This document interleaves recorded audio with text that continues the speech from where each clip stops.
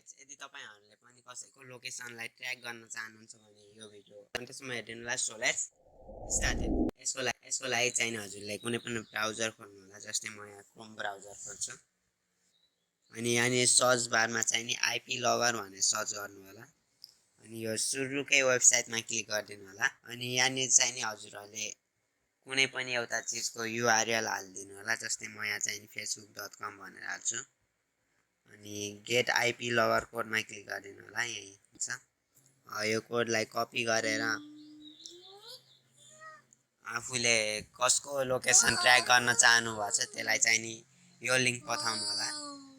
जस्तै म चाहिँ नि एउटा मान्छेलाई पठाउँछु आएर चाहिँ पेस्ट गरिदिनु होला अनि सेन्ड गर्नु होला। यो ब्राउजरमा गएर सर्च गर्नु अनि चाहिँ त्यसको लोकेसन चाहिँ देखाउनेछ यदि त्यसलाई क्लिक गरेको छ भने। अनि यदि त्यहाँनिर चाहिँ नि हजुरहरुले चाहिँ नि बाइ चान्स लगइन आइडी पनि माग्यो भने यो हालिदिनु होला। यति गरेपछि चाहिँ नि हजुरहरुले चाहिँ नि कसैको पनि लोकेसन पाउन सक्नुहुनेछ। Thanks for watching.